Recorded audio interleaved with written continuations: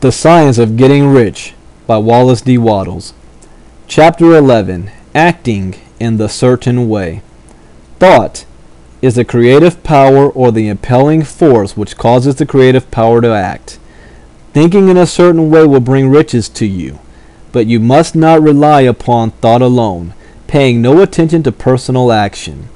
That is the rock upon which many otherwise scientific metaphysical thinkers meet shipwreck, the failure to connect thought with personal action. We have not yet reached the stage of development, even supposing such a stage to be possible, in which man can create directly from formless substance without nature's processes or the work of human hands. Man must not only think, but his personal action must supplement his thought. By thought you can cause the gold in the hearts of the mountains to be impelled toward you, but it will not mine itself, refine itself, coin itself into double eagles, and come rolling along the road seeking its way into your pocket. Under the impelling power of the Supreme Spirit, men's affairs will be so ordered that someone will be led to mine the gold for you. Other men's business transactions will be so directed that the gold will be brought toward you, and you must so arrange your own business affairs that you may be able to receive it when it comes to you. Your thought makes all things animate and inanimate work to bring you what you want, but your personal activity must be such that you can rightly receive what you want when it reaches you. You are not to take it as charity, nor to steal it.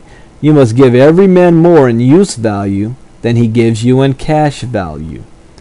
The scientific use of thought consists in forming a clear and distinct mental image of what you want, in holding fast to the purpose to get what you want, and in realizing with grateful faith that you do get what you want. Do not try to project your thought in any mysterious or occult way with the idea of having it go out and do things for you. That is wasted effort and will weaken your power to think with sanity. The action of thought in getting rich is fully explained in the preceding chapters. Your faith and purpose positively impress your vision upon formless substance, which has the same desire for more life that you have. And this vision received from you sets all the creative forces at work in and through their regular channels of action, but directed toward you. It is not your part to guide or supervise the creative process. All you have to do with that is to retain your vision, stick to your purpose, and maintain your faith and gratitude. But you must act in a certain way, so that you can appropriate what is yours when it comes to you, so that you can meet the things you have in your picture and put them in their proper places as they arrive. You can really see the truth of this. When things reach you, they will be in the hands of other men who will ask an equivalent for them. And you can only get what is yours by giving the other men what is his. Your pocketbook is not going to be transformed into a Fortunata's purse, which shall be always full of money without effort on your part. This is a crucial point in the science of getting rich, right here, where thought and personal action must be combined.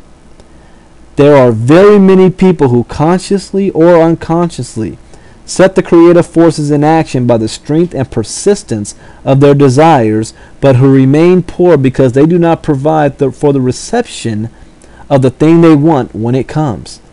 By thought, the thing you want is brought to you. By action, you receive it. Whatever your action is to be, it is evident that you must act now. You cannot act in the past, and it is essential to the clearness of your mental vision that you dismiss the past from your mind. You cannot act in the future, for the future is not here yet, and you cannot tell how you will act in any future contingency until that contingency has arrived. Because you are not in the right business or the right environment now, do not think that you must postpone action until you get into the right business or environment. And do not spend time in the present taking thought as to the best course in possible future emergencies. Have faith in your ability to meet any emergency when it arrives. If you act in the present with your mind on the future, Your present action will be with divided a mind and will not be effective.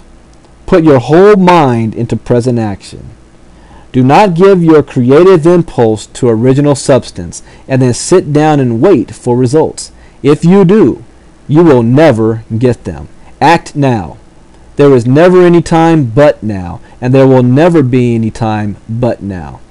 If you are ever to begin to make ready for the reception of what you want, you must begin now. And your action, whatever it is, must most likely be in your present business or employment, and must be upon the persons and things in your present environment. You cannot act where you are not. You cannot act where you have been, and you cannot act where you are going to be. You can act only where you are. Do not bother as to whether yesterday's work was well done or ill done. Do today's work well. Do not try to do tomorrow's work now. There will be plenty of time to do that when you get to it.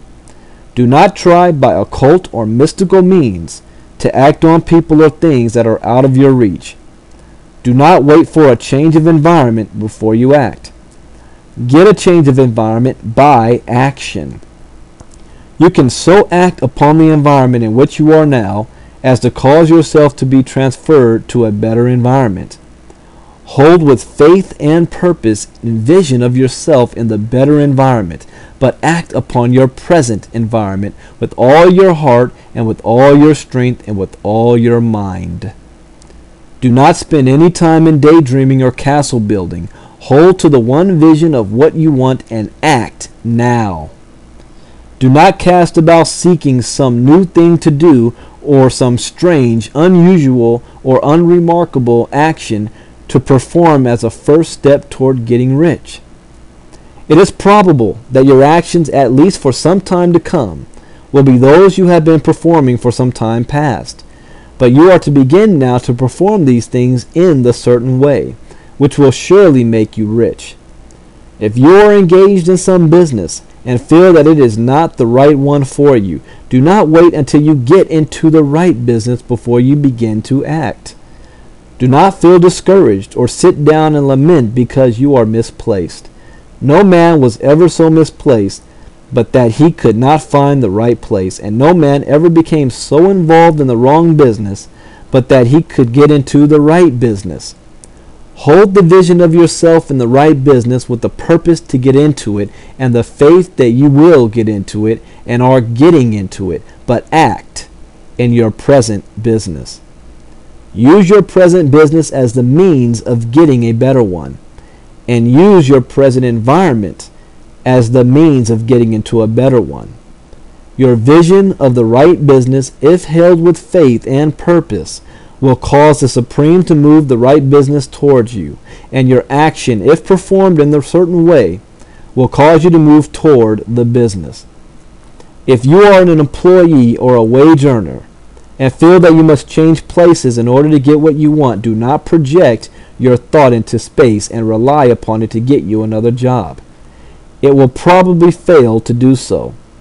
Hold the vision of yourself in the job you want while you act with faith and purpose on the job you have, and you will certainly get the job you want.